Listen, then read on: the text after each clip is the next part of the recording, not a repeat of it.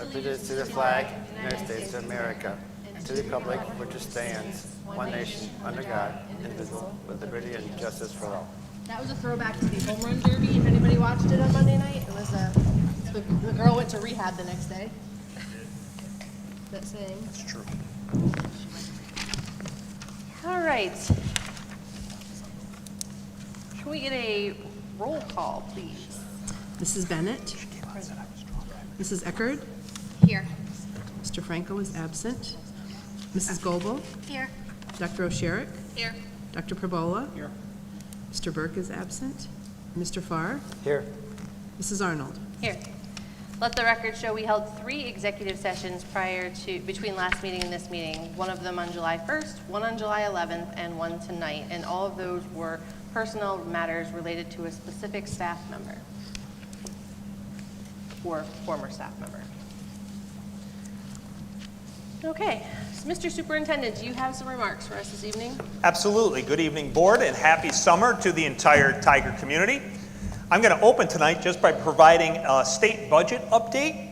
As you may have heard, the Pennsylvania state budget was approved last week. There are some things in that budget that do benefit our school district. We received a minor increase in our basic education and special education funding. Additionally, there was some minor cyber charter school reform. While it was not the reform we were hopeful to receive, the relief provided in the budget will save us money. Overall, we will be receiving an additional $414,000 from the state. That'll leave us with a projected deficit of $472,000 for this fiscal year. As always, my team and I, we will work diligently and creatively to try to close that gap. If you've been on campus at all this summer, you've noticed that we have major capital improvement projects happening all over, and our projects are moving along very well. If we have cooperation from UGI, which I think we will, all projects will be completed before students return to school on August 26th. It's worth noting that the track down at the stadium, the track, which was just resurfaced, will be back open to the public the first week of August, and let me tell you, it looks spectacular. I want to publicly commend our facilities director, Mr. John Shapolsky. He's right there in the first row. His oversight of these projects this summer has been absolutely outstanding, and I believe it's the primary reason that things have been progressing seamlessly.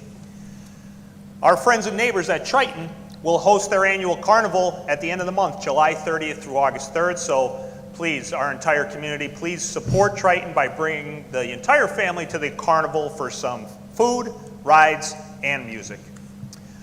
Board, on August 21st, and you're certainly invited, we will host our incoming kindergarten, grade 3, and grade 8 students and their families. Kindergarten orientation will take place at the Primary Center on the 21st at 9 a.m. Third grade orientation will be at the Intermediate Center at 10:15. And the 8th grade session will be held right here at the high school at 11:30. And I'm sure that we'll see lots of smiling faces that day, hopefully from the students, but definitely from the parents. Last month I had mentioned that we would be changing the September board meeting. My bad, I spoke too quickly. That's not true. The meeting will remain on Thursday, September 19th. I got a little out of control there. As you can tell by tonight's agenda, it's a much lighter agenda than most of our meetings. Probably the one item I'm most looking forward to is our discussion on athletics. Tonight we'll talk about our many programs and the challenge of maintaining those programs with a declining enrollment. No decisions are going to be made about any of our programs tonight, but I do look forward to a robust discussion. It's worth noting, by the time we reconvene next month for our board meeting in August, the fall sports season will already be underway.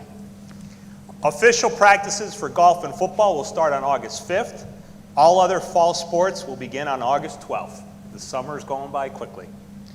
Finally, this evening, I'd like to acknowledge the recent passing of Judith Harvey. Judith was the mother of recently retired teacher Ellen Harvey and grandmother to science teacher Samantha Cyphers. Additionally, Judith was a long-time and loyal member of the Tunkhannock Area School Board, having served this district for 18 years. So the board and I, along with my full administrative team, share our deepest condolences to Ellen, Samantha, and their entire family. And as always, President Arnold, thank you for the opportunity to address our community. All right, I'm putting you on the spot because I thought of something while you were talking. I got the call for the kid, as a reminder, because I have a rising senior, for kids that need to have their physicals and their vaccinations. Are we scheduling a vaccination clinic for the community, whether it's for students who are going to need those for the fall, or for just regular community members who want their COVID shot or their flu shot? I love being called out on the fly. On Saturday, September 9th, we will have a vaccine clinic at the Intermediate Center. It is already booked, and we're going to handle it much like we have done in years past. It is open to the entire community, but certainly there are kids that will have required immunizations and when they return to school. As you know, state law says they have 5 days to get them. However, if they show us that they signed up for our vaccination clinic, we will allow them to remain in school until the vaccination clinic. So we will again be offering that service, and we will have a form where they can sign up online, a Google form. And again, we will push that out to the entire community. So if somebody wants to come by and get a flu shot, they can certainly do that. But yes, we will be offering that on September 9th. And again, we'll push that out to the entire community. Awesome. I will say that as a mother that had a student going into dorms last year, that it was required to have some vaccinations, and it actually turned out to be a little bit more complicated than I thought to find, a place to get them done in this area. So we ended up using, I think it was CVS for some, but even if your student's planning on dorming next year, it might be worth looking into it, because next year's vaccine clinic will be too late for kids that are going into a dorm next year. Correct. So rising seniors this year. But thank you. I think that's a great service to the community. I know that we have a lot of turnout for those when we've had them in the last couple of years, and it's not just students. There's a lot of older members of our community, or just people who want their flu and COVID shots. Correct. I mean, we end up with a good number of members of our senior citizen community that just come for a flu shot, because it is a free vaccination clinic. Right. So if you have health insurance, great. If you don't, great. You get what you need at that point anyway. Perfect. Thank you. All right. We'll open the floor for public comments on agenda items only. I don't really see anybody who's likely to, except for Mr. Widener here, who knows the rules, but I'll run through them anyway. 4 minutes per time. There'll be 2 times to speak, at the beginning of the meeting and at the end. You have to be a resident, taxpayer, student, staff, or parent of a student at Tunkhannock Area School District in order to speak here tonight. And if you have any objections to our actions tonight based on the Sunshine Act, you would need to come to the podium, state your objection, and we will make a decision on that, which will be final for the purposes tonight. Having buzzed through that, do we have any public comment on agenda items? Oh, he doesn't. All right. Going once, going twice. Are you guys sure? Yeah? Okay. Moving right along, we have the approval of minutes. We have the June 13th minutes. Motion to approve. That's Paula. Laura? Thank you. Any discussion? Roll call, please. Mrs. Bennett? Yes. Mrs. Eckerd? Yes. Mrs. Goebel? Yes. Dr. O'Sherrick? Yes. Dr. Perbola? Yes. Mr. Farr? Yes. Mrs. Arnold? Yes. Item 6, business and finance. Do we have a motion for items number 1 through 6? Motion to approve 1 through 6. Second? Any discussion? Roll call, please. Mrs. Eckerd? Yes. Mrs. Goebel? Yes. Dr. O'Sherrick? Yes. Dr. Perbola? Yes. Mrs. Bennett? Yes. Mr. Farr? Yes. Mrs. Arnold? Yes. Number 7, superintendent's report. Superintendent's report. Sorry, I had turned my mic off. I'd like to recommend a resolution be adopted approving the personnel report as presented. I would like the board to consider some very minor changes to it.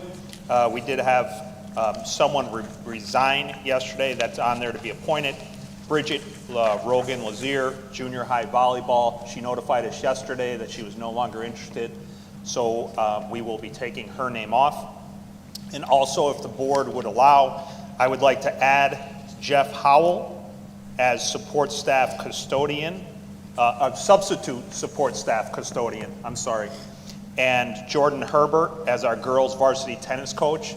Both of their names were omitted. It was a typographical issue, not anything but.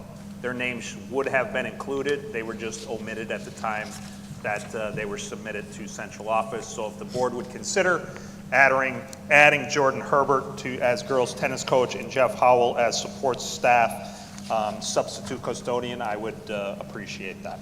Motion to approve the personnel report as amended. Second. Any discussion? Roll call, please. Mrs. Goebel? Yes. Dr. O'Shea? Yes. Dr. Pervola? Yes. Mrs. Bennett? Yes. Mrs. Eckerd? Yes. Mr. Farr? Yes. Mrs. Arnold? Yes. I'd like to recommend a resolution be adopted approving the following conference attendance as listed. Motion to approve. Second. Any discussion? Holly's saving us some money. He'll Yes. let me go. You're so good. You'll see my name come up as for you all to vote as a board for me to maintain my board seat with the PSBA, so, Okay. you know. Very good. You got a motion and a second? All right, any discussion? Roll call, please. Mrs. Goebel? Yes. Dr. O'Shea? Yes. Dr. Pervola? Yes. Mrs. Bennett? Yes. Mrs. Eckerd? Yes. Mr. Farr? Yes. Mrs. Arnold? Yes. And finally, I'd like to recommend a resolution be adopted approving the school bus van drivers for the 24-25 school year as presented. Motion to approve. Second.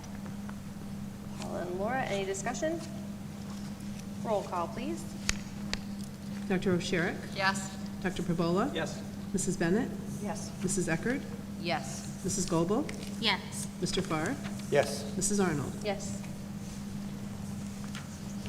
Okay, moving right along into our unfinished, committee reports. We haven't had any committee meetings, right? Do we need to schedule any? Okay. Unfinished business. Do we have a motion to approve the updated district health and safety plan? This is the every 6 months as required, no changes. There are changes. Oh, sorry. I would just like to, if it's on page 60 of your packet, the changes are actually less stringent because the CDC reduced the amount of quarantine and the guidelines on that. So the changes come in D, area D on page 60, the cleaning and maintaining healthy facilities. It was just changed to say that we continue to clean each building daily and that we did HVAC upgrades to the large group areas in each school, which is currently being done. And E is where there's the biggest change, where it used to say if you tested positive, it was recommended the 5-day quarantine. Now it's specific. That language is exactly from the CDC about students and staff can return to normal activities when for 24 hours, if their symptoms are improving, they can return. So this actually makes it less stringent than what was approved 6 months ago. Motion to approve. Second. Any discussion? Roll call, please. Dr. Pervola? Yes. Mrs. Bennett? Yes. Mrs. Eckerd? Yes. Mrs. Goebel? Yes. Dr. O'Shea? Yes. Mr. Farr? Yes. Mrs. Arnold? Yes.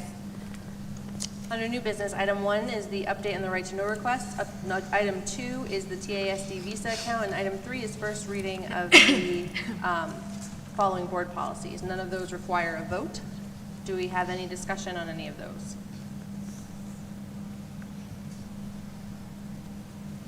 What did we decide?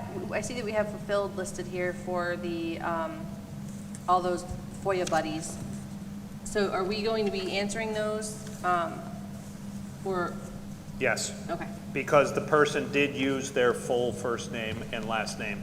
Okay. The guidance we had received was if it was coming in anonymously, we do not have to respond, but the person was just using that FOIA buddy service, but they were listing their own contact information. Okay. Any other discussion on those 3 items? Seeing none, we'll move on to number 4. Motion to approve student handbooks for the 24-25 school year as listed, which is the primary, the intermediate, and the high school. Motion to approve. Second. Any discussion? Were there any, I'm assuming there are no major changes to any of them, Paul? There are not major changes. I mean, if you want each of our principals to discuss what was changed, I mean, they certainly can at their level, but there's nothing of substantial change. Is there anything that any of our building principals would like to point out that would be considered a major change? Oh, attendance? All right, you want to step up to the mic? No, but you do for You do for the the recording. Good call, Mr. Winsek. We have been discussing among the administration ways, one thing we get measured on by the state is something called chronic attendance. And someone is labeled as being chronically absent if they miss 18 days. 18, so 10%, they get listed as chronically absent. So in an effort to, and we get penalized for that if we have chronically absent. That's how we get measured.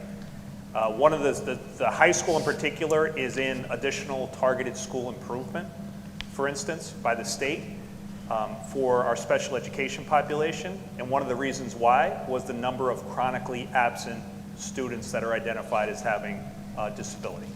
So one of the things that we're doing to address that, and then I'll let Mr. Winsek speak to it, is we've changed our extracurricular policy to encourage kids to be in school. So we are allowing 4 unexcused absences per quarter. If they go over that, they're going to be ineligible for the rest of that quarter. Am I correct? That's correct. This does not count excused absences. This does not count a doctor's appointment. This does not count a funeral. This does not count a court date, if that was the case. This is for unexcused absences because we want our kids in school.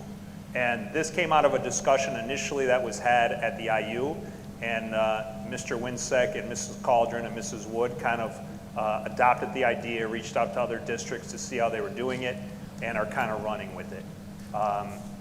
So I'll defer to the board's questions on that. So I missed it. What do they don't get to participate? What did I miss? They go ineligible for the quarter. Ineligible for what? The sport. Extracurriculars. Extracurricular, Co-curriculars as well, drama club? everything. So you're not just picking on the No. athletes? Right, okay, it's across the board, so it's gonna be a big undertaking to monitor probably 400 plus kids, but we want our kids in school. And this is one way to help promote them getting here every So day. that should be on the winter coach's agenda. Right? This Yeah, is, yeah. I mean, I'm open to board discussion on this. That's the substantial change. You're right, that's a substantial change. But again, I want to point out these are unexcused absences. This is where a student's absent, they don't have to know whether They just it's medical don't or show from up a and say, "Yeah, I parent. don't care. Correct, My yeah, they're mom-" just skipping school to skip school, don't want mom and dad to know. You know, if mom and dad get us an excuse, whether it's email or handwritten, they're good to go. Yeah. So my only concern is that, at least before, we had a situation where after 10 excused, like, everything after that was unexcused without a doctor's note. So, you know, there are families with students who get very good grades and whatever, they're keeping up with their classes, but they go on a trip in April for a week. Are we building We in also any kind have of in a handbook, flexibility, they could be approved for vacation for 5 days. even if they've already missed 10 days excused that year? As long as they have an excuse, it sounds like, if it's like. As "Please long as we're excuse giving Billy you some from school, he was flexibility to sick." look I'm at going the to tell you situation. that this extracurricular policy does not impact our truancy policy. Like truancy policy, we're following the state law. and No, the I state understand that. recommendations. I understand that. I just know that, you know, there was a time when my kids would have fallen into this too, because, you know, maybe they would miss days for a trip with mom in the fall and a trip with dad in the spring, and there was no more than 5 days allowed a year, but they were both keeping up well with school. They honor students, good grades, but this would make them not be able to play a sport in the spring. I think I could safely say that we would look at individual situations, but this is addressing, I think, the mass concern that Just not showing up. yes. Right, no, I completely understand and agree that. I just want to make sure that we have some ability to look at situation by situation, There's admin discretion. okay, What's perfect. what does the state actually measure? Absenteeism or unexcused absences? They measure anything over 18 days. The state For considers. any reason? Any reason. If you were in the hospital for 20 days and come back with a doctor's note, we would welcome you with open arms. When we report our data to the state, you'd be chronically absent. And the so what on that is what now? Just so I We get understand. like, it's- penalized. We get penalized. how Like our specifically? Future Ready Index scores on chronically absent. So our average daily attendance rate is what at the high school? It's about 90%. 90%, so 90, 91%. But like if you look at who's absent, it's pretty much, a lot of the times, it's the same kids over and over. They're just not all absent on the same day. Yeah, no, I So when you understand. look at like our chronically absent students, we're hitting about mid to low 70% of our population is good, but our average daily attendance is very good. So it's those 20 plus percent kids that still miss those 18 plus days. So that's what we're trying to target and reduce. That makes sense what I just said. It does make sense. I just Yeah. wondered, and I'm fine with the attendance policy. I'm just wondering if that policy, I don't know if you looked at like the kids that are over 18 days, what's the reason? Is it because of? We have, well, when they get to that point, we have to have meetings with parents, then we have to set up a truancy elimination plan. Like that all takes place. Oh, I see. Okay, gotcha. And we're, in that meeting, we set up goals of is there an obstacle in getting to school? What is it? How can we help? So that all happens along the way. By their 7th unexcused absence, we set up what's called a SAIC, which is Student Absence Improvement Conference with the parent and student to try to eliminate those boundaries. What is it that your student's not coming to school? So we're triggering to do something on unexcused absences. Yes, those And then that are the- coming to school and not providing us with any reason why. Gotcha. Yep. I thought I heard, I'm sorry, Paul, at the beginning of this, I thought I heard you say a lot of it is the special ed students. and I was No, wondering if we they are, were sick we and are that's why. identified as a school that's an additional targeted school improvement. And the area that was identified was our special education population because they were chronically absent. About 30% of our special education students were identified as being chronically absent. But, right, so, kind of along Holly's like line of thinking, although unexcused, I guess if they're chronically absent because they're sick, they wouldn't fall into this policy. They'd be excused. Because they'd be excused, okay. Like, we're not taking the hard and fast approach that the state does, just saying, hey, 18 days of any kind. Yeah. Absolutely not. If you're like sick and in the hospital, like, no, that's not gonna Yeah. accumulate. Okay, We're looking for the kids that blow off school and think they're gonna play football on Friday night, or they're gonna, march in the band at the football game. Like, that can't, Yeah. as a school, we should not be promoting that. Are the special education students that are having the absences participating in those things? If they have, they would also be subject to this policy, yes. Do we know if they are, though? Do we know who they are? Do we know if they are participating in extracurriculars? Some do, yes. And once again, it's not just all sports. It could be anything from clubs to the band, chorus, drama, whatever. So we do have special education students that participate. I don't know an exact number for you, though. Basically, and I mean, if that's your target issue, if that's a large part of your problem, I'm thinking that we need to be targeting something that will work for that population. Absolutely, and that is our new target this year for our ATSI goal plan. But our overall student population is hitting about 23, 24% that are considered chronically absent. So it's not just a special education problem. This is a all student body thing that we're trying to target, which is why we're putting this in the handbook this year. I know the special education students, I suppose that they would consider it a mental health day in some cases, But if we get because an it's a excuse- different population, they have different issues. But if we get an excuse from the parent guardian, they're good, right? So. Yeah, I would, it might be worth putting out an all-call or something at the beginning of the year so the parents understand and Oh, email. Yes, absolutely. But include in there that they can email excuses. That's in the because- handbook as well, and it Yeah. has Cameron McCormick's email address. But yeah, I would put it in the all-call or in the Yep. whatever goes out, The the text email. thing, Yep. Because yeah. I think there's a lot of parents that don't really realize that it's as easy as picking up your phone and doing this. Correct. And they don't have to write on a piece of paper and then hope that their kid takes it out of their book bag and gives it to somebody and. And when we run attendance every Friday, we do push out robocalls to anybody that has 3 absences or more with that same information weekly.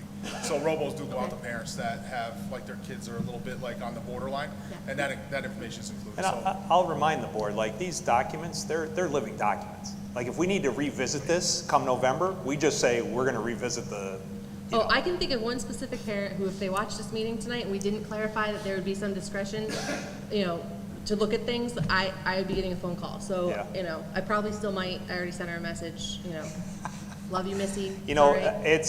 but the funny, like, the education system brought this on a little bit, because for the better part of 2 years, we basically encouraged kids and families to stay home. And now we're trying to combat that. And if you look at what absenteeism nationwide looks like post-COVID, it's significantly higher than what it was pre-COVID. And listen, there are parents that are struggling to get their kids to school in high school, because what are you going to do? Pick up a 16-year-old and drag them kicking and screaming into the car? That's Or correct. a 17-year-old? So this can only help for at least some of that population. That's why when they do go to truancy court, if that ever gets to that level, we do advocate that at that point, you don't punish the parent. You would talk about suspension of driver's license, probation, things like that. So that way it's more on the student than it is on the parent. Okay. Great. Any other discussion? Any other questions while we have them at the mic? No, again, to the discretion of the board, as long as the board's okay with it, we would really like to give an opportunity. Nicole, do you have something? I'm going to add one thing, it's positive, but one change in addition to our handbook is we are going to actually start a charter of the Junior National Honor Society at the IC. So that's going to feed into the high school's National Honor Society. So that was added in there with the criteria of honor roll. We're going to try to bring back honor roll again.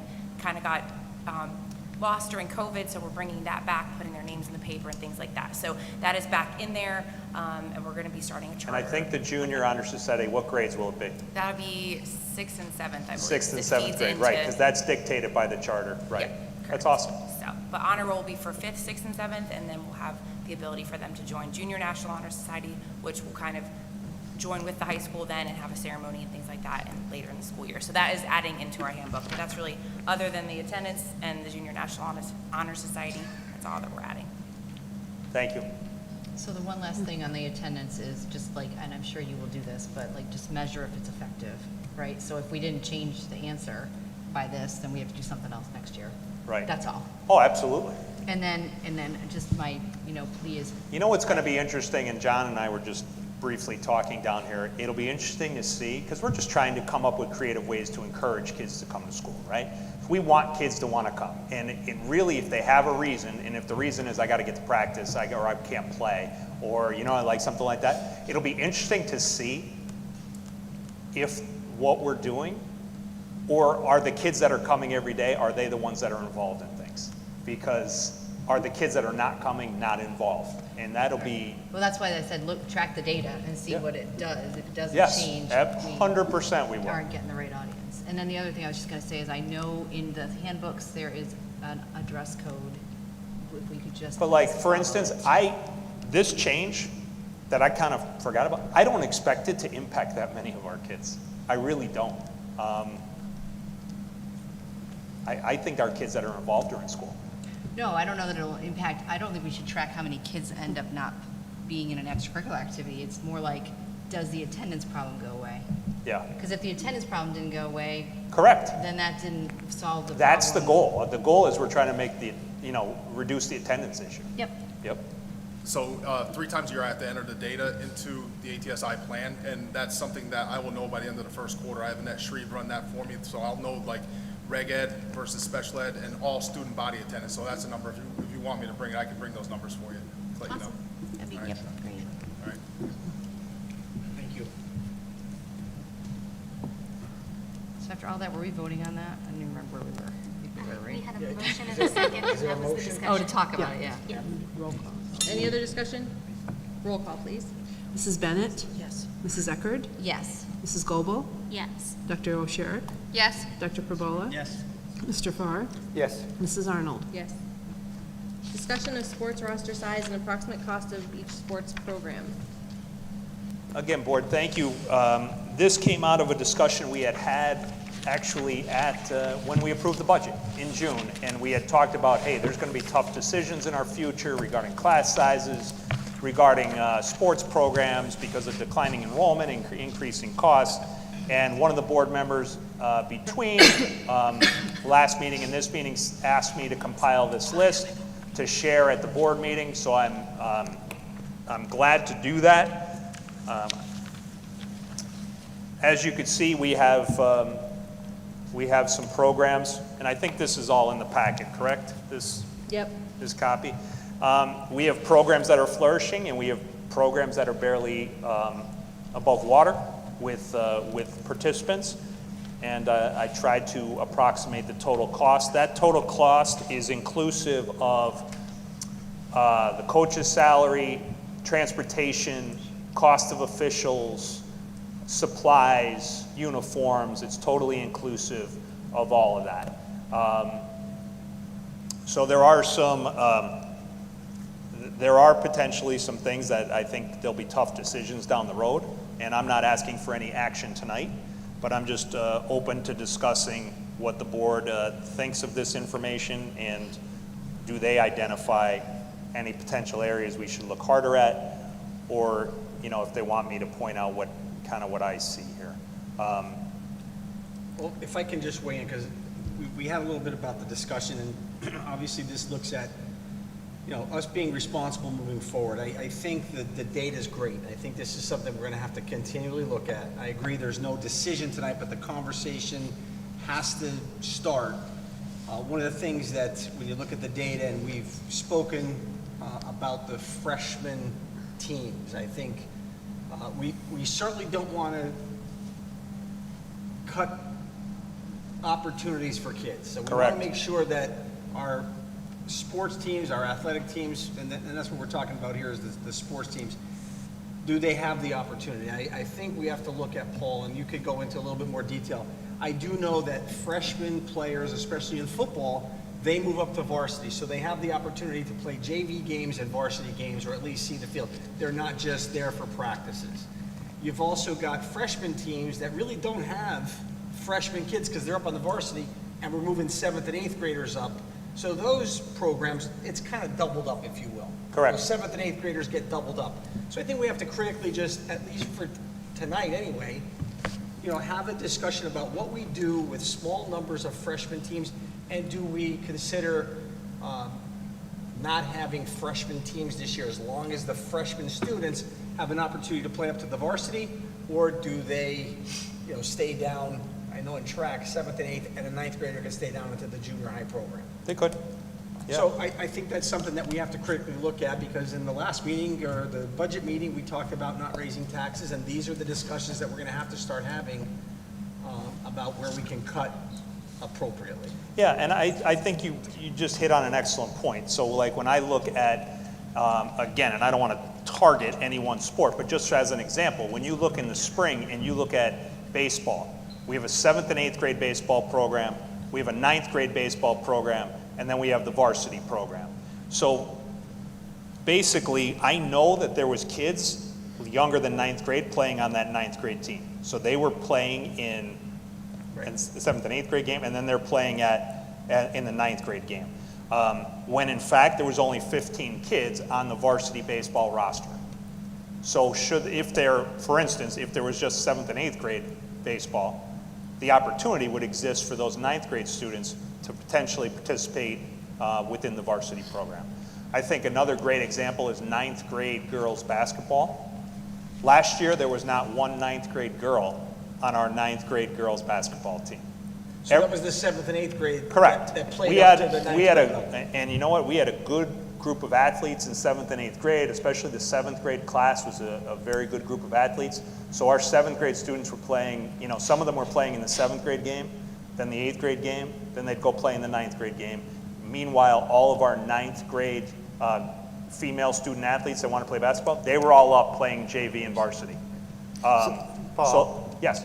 So we're showing 14 girls 9th grade basketball and 16 girls 7th, 8th grade basketball. Are you telling us that kids are in both those numbers, the same kids? Yes. So they're double count there. Yes. Is that true for some of the other ones too? Yes. Can we come back with what Yeah, those can we numbers are? tease that out? So Mr. Janeski and Mr. Winsek, I know, worked on this. Kenny worked very hard on this document. What the board is requesting, Kenny, is that out of that, right? So if you look at 9th grade boys basketball, we say there's 12, but we said 7th and 8th grade boys basketball, there's 16. How many of those are the same kids? So if those 7th and 8th grade students did not go up, the board is asking So for next month, when we revisit this, if we revisit this next month, should the board want, how many kids are only playing 9th grade? So I think we could figure that out. If you got 28 kids on 7th and 8th grade boys basketball, they're not getting much playing time. Well, there's 2 games though. There's a 7th grade game and an 8th grade game. Right, that's the advantage to keeping 7th and 8th grade, is there's 2 games. So potentially 14 of those kids are on, I mean, I don't know offhand, but I would guess that about half are on the 7th grade team, about half are on the 8th grade team. That would be my guess.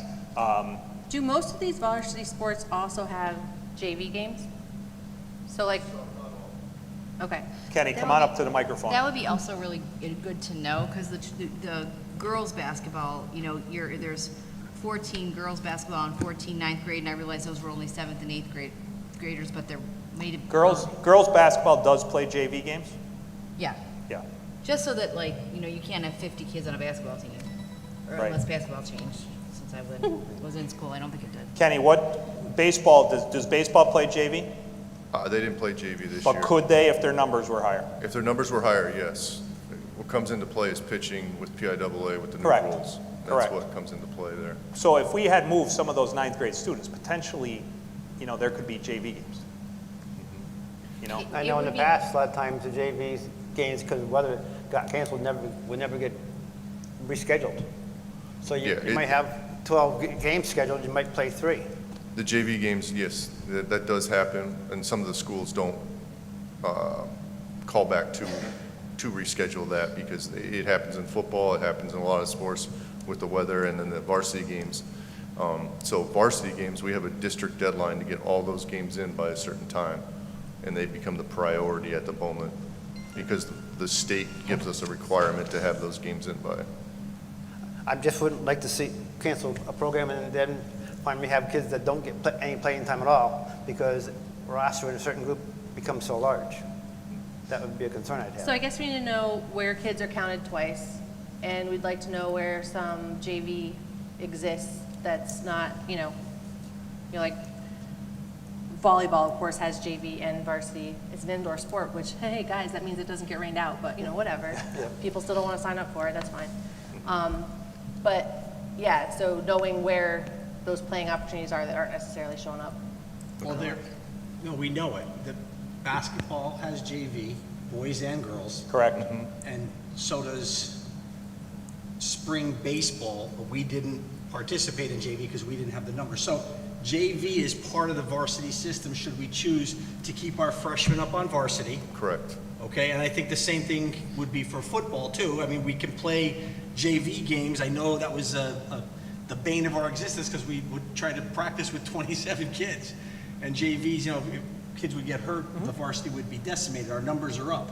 But in answer to the question, I think there is the JV program in every varsity sport that we're talking about here. Oh, okay, so it's an option. It is Correct. an option, but we have to have the numbers. Right. Okay, because Right. I think Kenny just said, we don't have baseball JV because we didn't have the numbers because pitch Correct. counts. Because the pitch counts, Right. exactly. So I think the issue that, you know, I'm just going to bring up that we have to take a critical look at this probably by September for the winter program because, I mean, baseball is a spring sport. We can see numbers. But I think we have to have a serious conversation about getting rid of the 9th grade boys basketball and the 9th grade girls basketball if we have the availability to move those 9th graders up to varsity, And which I that's- think we do, and play JV. And that's something, you know, that the board can consider at a later date. I mean, sooner than later if we wanted to look at winter, Well, I but think we have to have that discussion at least by what, September? I mean, if we're talking about it in October, I mean, that would be the last. Kenny, when are schedules finalized for the winter? We have most of them except for the basketball league schedule. I have all the wrestling and swimming and diving. I just don't have basketball. Hasn't come out Well, yet. and basketball is the What only date? sport affected. Yeah, basketball is the only sport that we're talking For the about in the fall- winter. for the winter. Right. So why don't we move forward and say, let's put an agenda item on the next meeting to delete the 9th grade sports. We don't have to do it, but if we have it on the agenda, we can make that vote and we can come back and look at all the data. Is that I think we just get the data and then just discuss what we do in in September maybe? September. Yeah, I mean, Okay. I think we need more data. I think that's what the board just asked for. Fine. Okay. Mr. Winsack, are there any sports that you have concerns with? I know that this is last year's roster sizes. I think you have this year's, some of this year's, what's projected. Am I correct? Yeah. Kenny, do you have that too? I have that too, yes. Yes. What, are there things that you have concerns with? Cross-country right now, we have projected only 5 girls on the team. And you need 5 for a team, right? You need 4 to score, correct. 4 to score, okay. Junior high cross-country, we only have 3 returning 7th graders. They'll be 8th graders this year. Okay. There's boys volleyball, we only have 6 returning. Okay. There's So, I mean, I think that some of our coaches also need to say, hey, if I want my program to be, move forward, that there's going to have to be some recruiting happening within our own building. correct. For boys volleyball, just an example, we had junior high volleyball, which is in the fall, which is co-ed. Co-ed, right? We had 42 girls, 0 boys on the team. Wow. Okay. Right, and we are historically an exceptional volleyball school and a big history of volleyball, and we want to certainly continue that, but, we need participants and student athletes. Right, okay. Thank you, thank you. And again, this does not make, we have a $50 million budget, and I realize that we're talking about, pieces, very small pieces in comparison to that. So really it becomes what's sustainable. And I'm not sure, we have the same amount of sports that we had when there was like 1,000 more kids in this school district. And when our enrollments is, right around 2,000, like it's very difficult to maintain this level of sports programs. I'll say that. And certainly, I don't want to cut anything, and I know the board doesn't want to cut anything, and we want kids to have opportunities.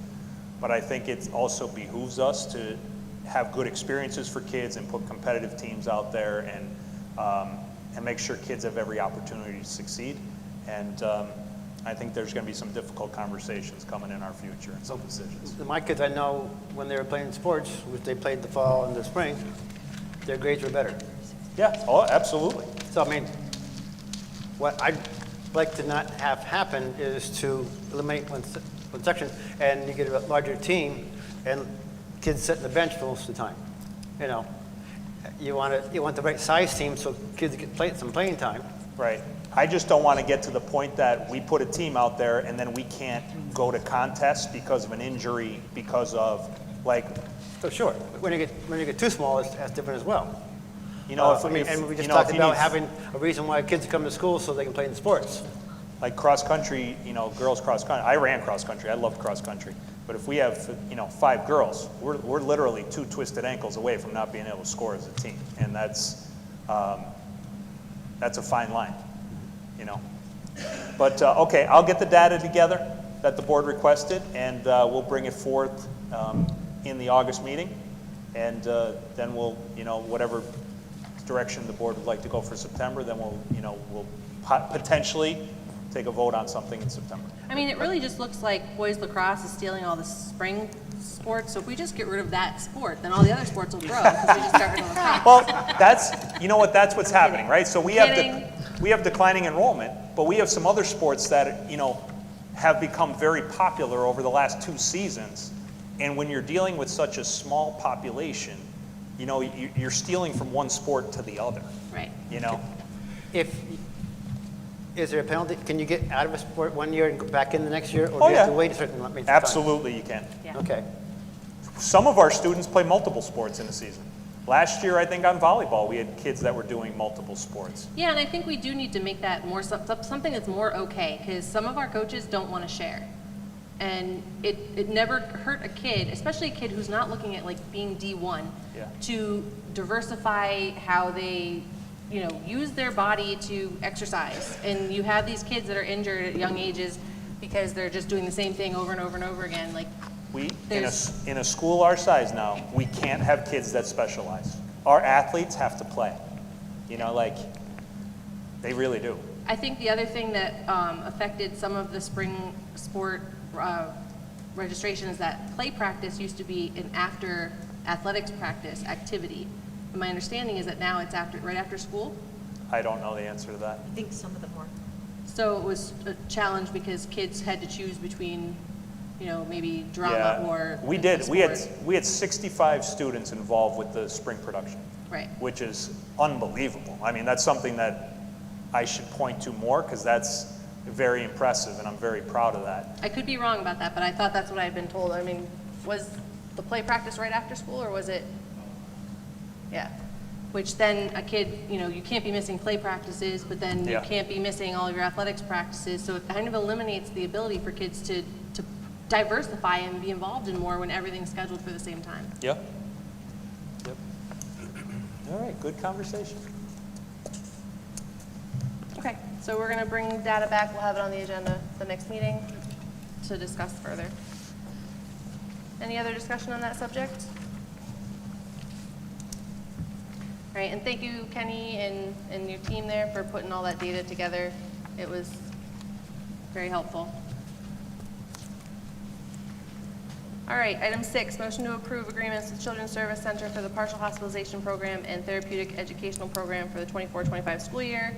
This is something we would do all the time because we don't offer this service in the Correct. district, but we're required to help find referrals for kids by the state. Correct. Motion to approve. Second? Any discussion? Roll call, please. Mrs. Bennett?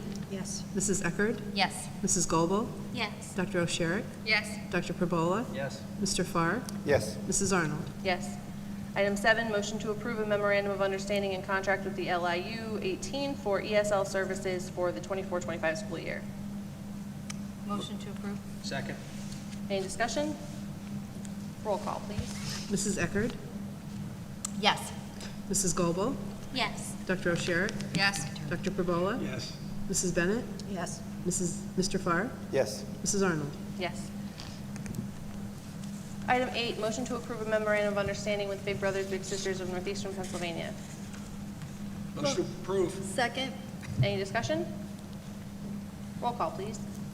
Mrs. Goebel? Yes. Dr. O'Sherrick? Yes. Dr. Perbola? Yes. Mrs. Bennett? Yes. Mrs. Eckerd? Yes. Mr. Farr? Yes. Mrs. Arnold? Yes. Motion to approve bus and van contracts as presented. Motion to approve. Second? Any discussion? Roll call, please. Mrs. Goebel? Yes. Dr. O'Sherrick? Yes. Dr. Perbola? Yes. Mrs. Bennett? Yes. Mrs. Eckerd? Yes. Mr. Farr? Yes. Mrs. Arnold? Yes. Motion to approve bids for physician services for the 24-25 school year as presented for Guthrie and Rural Health Corporation. Motion to approve? Second? Any discussion? I have a question. Where are there, what's each provider providing? Am I missing something here? You've got physical exams, one's doing it by the hour, and the other one's per, I mean, can they choose a physician? Is that what we're doing? We're just entering into a contract with both Guthrie and Rural Health? That's a good question. I mean, we end up soliciting bids because for the last couple of years, we've actually been struggling to get providers. So we send out this form to multiple companies. Okay. Most only fill out 1 or 2 things. This is the first year I've seen that, Okay. like Guthrie filled out everything. It was like, So I assume that we would have a choice, and then if you look at the Guthrie, they're coming for $300 an hour, and they'll send a person on site. So Correct. if we can, this would be great if teams need physical exams, because in the past, it was like, go to your doctor, and there'd be kids showing up without the physical. If we can get a we just sports talked, clinic yeah. and We get just Guthrie talked down about here. this, Dr. Perbola, we just talked about this the other day, bringing back on-site sports physicals. Well, that's what this bid is, right? Yes, 10 or more correct. exams, it's $300 an hour. Correct. So if we offer that to our kids, I mean, especially when we start on August 5th, right? Yeah, so maybe we can. Like we just, it's so funny you brought this up. We just talked about this the other day, saying I want to set up a date for the fall, for the winter, for the spring, so our athletes can get physicals. And if they could come on that day, great. And if not, okay, then you have to go with your parent and get it, So somewhere else. then the school district then is going to be paying for their physical, for the physicals and those forms to be completed? Is that what I'm seeing here? For that one day, yes, I Yeah. would be open to that. Yes. Okay, just as long as Guthrie, they'll sign those forms. and- Yeah. I mean, because they got to check off all the physical exam stuff, okay? Correct. Yeah, I think that's great. And we're very fortunate because Guthrie started working with us last year. They worked the sidelines of our football games. And it worked out great. And I think they also like the relationship, and I think that's why they bid on the rest of them. Because last year, they only bid on the football games. Good. So I'm happy to have them on board. So let's see if we can get set up a clinic for the sports physicals. Yep. You got the motion? Yep. Any other discussion? Roll call, please. Dr. O'Sherrick? Yes. Dr. Perbola? Yes. Mrs. Bennett? Yes. Mrs. Eckerd? Yes. Mrs. Goebel? Yes. Mr. Farr? Yes. Mrs. Arnold? Yes. Motion to approve applications for payments is listed. A, payment 1 to American Asphalt Paving Co. for $112,470 for the tennis court resurfacing. Payment application number 1 to D&M Construction Unlimited in the amount of $36,500 for the high school drain trap pool repair. Payment letter C, payment application number 1 to D&M Construction Unlimited in the amount of $89,196.68 for door and hardware replacement. D, payment application number 4 to Scranton Electric Heating and Cooling Service in the amount of $94,427 for the primary center HVAC replacement. And D, item E, payment application number 7 to Scranton Electric Heating and Cooling Service in the amount of $372,000 for the district HVAC upgrades. I just want to point out that these are all previously approved projects, and I think most of them are grant funded. Yeah, a lot of them are grant funded. We're still working on the grant with the United States Tennis Association, which I'm confident we'll get some money through them for the tennis courts.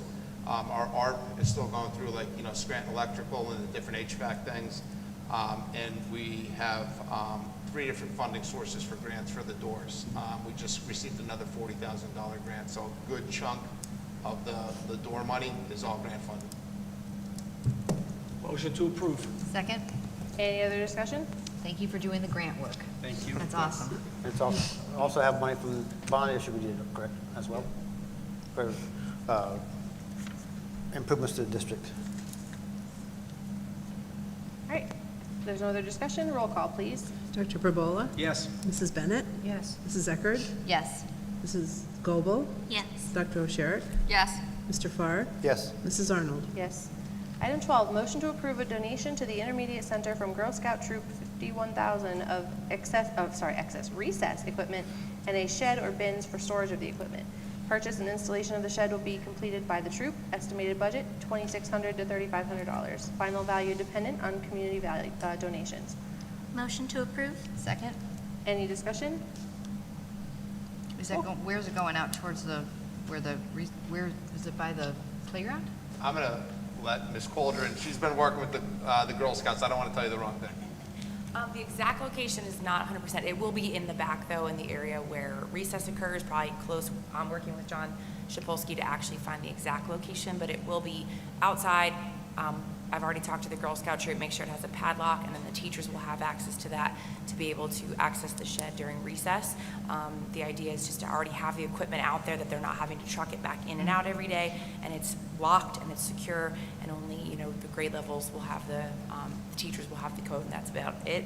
Idea is that each bin will be filled with equipment for the grade level, so the grade levels will have different equipment, and the Girl Scouts came up with the entire idea. A lot of the girls are students at the Intermediate Center. They surveyed their fellow peers at the end of last year and kind of got an idea of what games and activities the kids would like to do at recess, and they used that survey to help them buy the materials, and it's part of their Girl Scout Bronze Award honor that they're working towards. So we're excited that they chose us, and I think it'll be great for our students to have that additional equipment to play with at recess. And they're going to continue to replace it, anything that breaks throughout the school year, and then we're going to work on how we'll be able to maintain that moving forward. That's great. Thank you. Good for them. Any other discussion? Yes. All right. Roll call, please. Mrs. Bennett? Yes. Mrs. Eckerd? Yes. Mrs. Goebel? Yes. Dr. O'Sherrick? Yes. Dr. Perbola? Yes. Mr. Farr? Yes. Mrs. Arnold? Yes. Item 13, motion to approve a resolution allowing Paul Doherty, Mary Jean Egan, and Dr. Charles Dupont to act on behalf of TASD in administering Title I, Title 1A, Title II, Title IV, grants, as well as other grant applications as they become available. Motion to approve. Second. Any discussion? Roll call, please. Mrs. Bennett? Yes. Mrs. Eckerd? Yes. Mrs. Goebel? Yes. Dr. O'Sherrick? Yes. Dr. Perbola? Yes. Mr. Farr? Yes. Mrs. Arnold? Yes. Item 14, motion to approve a settlement agreement with employee number 1578. I believe we are going to be asking for a motion to table this. Motion to table. Second. Oh, I can't, I'm sorry, I can't. Okay, I'll make a motion to table. And I'll second. Lori? Do we need, John, should we vote? All in favor? All in favor of tabling? Aye. Aye. Any opposed? Any abstentions? Yes, abstain.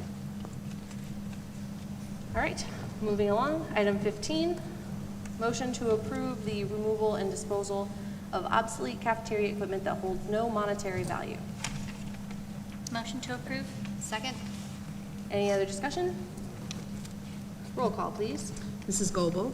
Yes. Dr. O'Shea? Yes. Dr. Perbola? Yes. Mrs. Bennett? Yes. Mrs. Eckert? Yes. Mr. Farr? Yes. Mrs. Arnold? Yes. All right, at this time, we'll open the floor to any additional public comments. Bill? I know.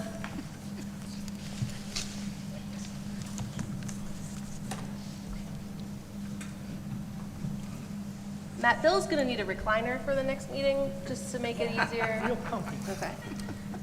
Okay, everybody knows me, Bill. Okay.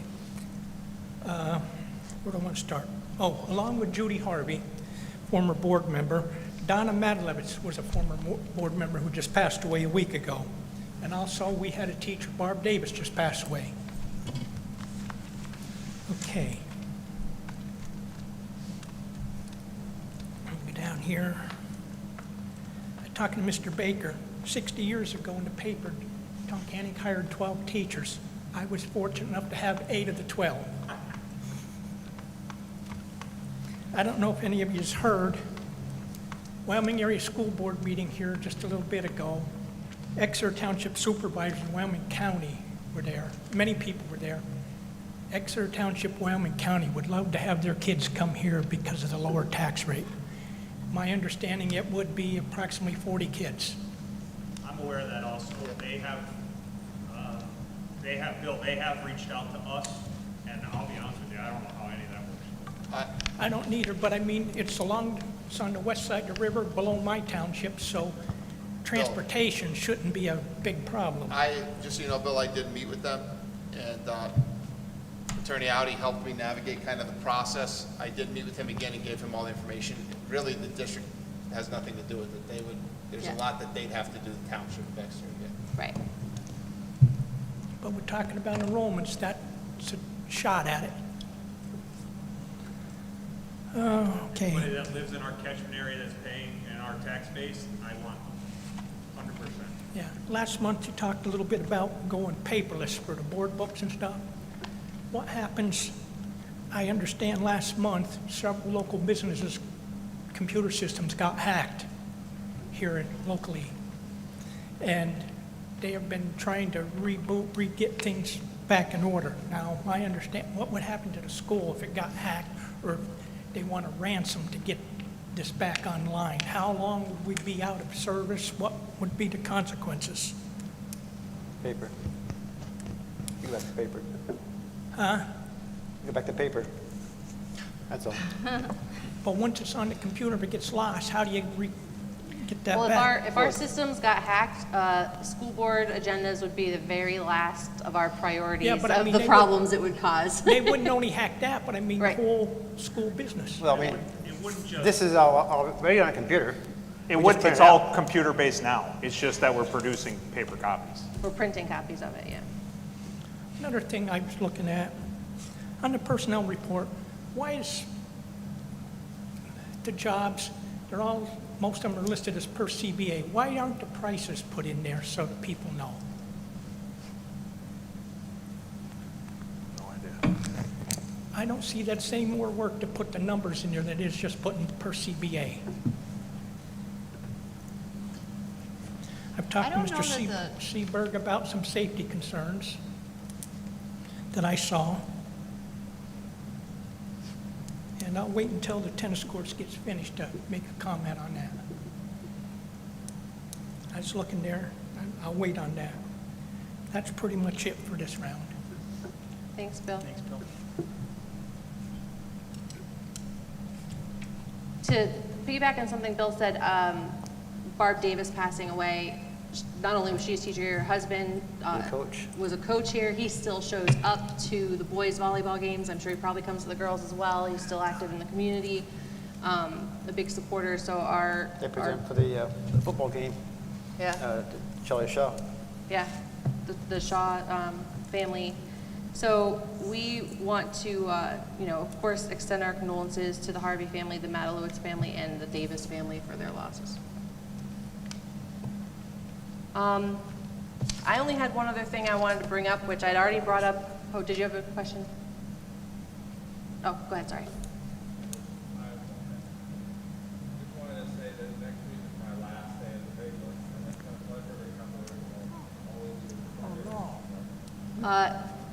For those at home, Bob Baker just said last week. It says next week. Last week at the paper, and we're really gonna. I hope you still come and see us because you've been great to have. We've really appreciated the coverage that you've had, even when it was not always like rainbows and sprinkles on us. I feel like you've always been fair, and I appreciate that coverage and your dedication to our community in general because you're everywhere. You're gonna be missed, Bob. You're gonna be very Paper's gonna missed. miss them. I mean, the people that read the paper will miss having your, you do a lot in that paper. Won't be the same. No, it won't.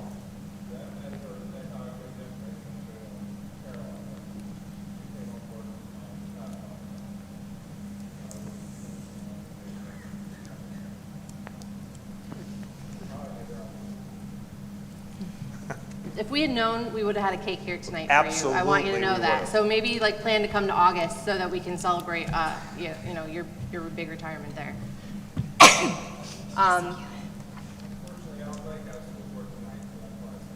Oh, yeah. Well, I mean, you picked the better one. Sorry, Elk Lake.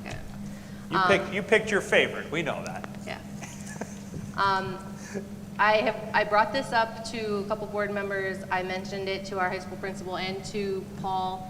I'm going to throw this out there because I don't want anybody else to take blame for it. If we do end up having discussions about this or if changes come from it, there's been a statewide change for a lot of school districts to move away from some of the valedictorian, salutatorian, class rank type of thing as you diversify and start celebrating all the different things that kids participate in. And I know that there's been several board members that have talked about how year after year, no particular valedictorian or salutatorian speech in mind, a lot of times the student that gets up to give that speech expresses forms of regret for having to fight for those like tenths of a percent and things like that. And they regret missing out on some things in their school career. There are classes that students don't take. We have kids that go into engineering who never took an engineering class at Tunkhannock because it would have hurt their class rank because it's weighted differently than AP classes and things like that. So I think that as a district, we should potentially look at that. I am also a fan of bringing back honor roll and things like that because let's celebrate kids like that are succeeding and doing that in that way. The same way we celebrate kids that are succeeding in other parts of their education, not just that number on the report card. But I think it's worth a conversation having, and I don't want everybody to think that it was Matt's idea and get mad at him if we do have that conversation. So, yeah. That's something that's really, that's an idea that's really hasn't taken hold in northeastern Pennsylvania, but it has in other parts of the state. Yeah. And I've talked to some kids that were valedictorian, and they think that their career, their high school experience would have been better if there had not been that push, because they find out in 8th or 9th grade what their class rank is, and then it just becomes a race to stay there or get higher or beat that point. And I remember these being arguments and discussions because there were kids in a graduating class near me, wasn't my year, but there was a lot of drama over the fact that one kid was really heavily involved in arts and music, and so we at that time offered some AP arts and music classes, and the other student was taking all STEM classes and things like that, and they were saying, oh, well, the difficulty, the STEM student should be valedictorian, it shouldn't matter about the number, these classes shouldn't be, a kid should be exploring their passions and then be celebrated for being successful in those passions, and it shouldn't be about weighted grades and things like that to so much of a forefront. And my understanding, without knowing a lot of details and the people I've talked to, is that this has continued to be a dramatic issue even today at times in the school when you're figuring these things out and moving these things forward. And, you know, it's great that we celebrate the top 6, but man, is it terrible for that kid that was 7th? You know, are they such an underachiever? So I don't know what that looks like. It would probably have to be something that would be phased out, but I just wanted to publicly state that I was asking about this behind the scenes so that nobody else took the blame. Because it's not even something we would vote on. I'm old school. I think it's great. I think kids work hard, and if people don't want to participate in excelling for whatever reason, that's fine. But I believe that there are some students out there that want to compete, want to get better, want to be the best, and those are the kids that should be rewarded. So we'll have that discussion. And they can It's a great decide how they discussion to want have. to compete, whether they want to compete on the grade level or they want to compete in another fashion. They don't have to. Yep. Well, I mean, I just wanted to make it known that it wasn't being brought up by anybody else, because I feel like there's enough things that new administrators get blamed for that this just didn't need to be one of them. So, yeah. Are we all looking at Matt? Well, actually, when I brought it up to Matt, he's like, "Oh, great! This is going to be the thing. Everybody's going to think this was my idea." I'm like, "No. I'll fully take the blame for this." But yeah, There's no blame. It's a good discussion to have. yeah. People can weigh in. Okay. Any other discussion? Motion to adjourn? Second.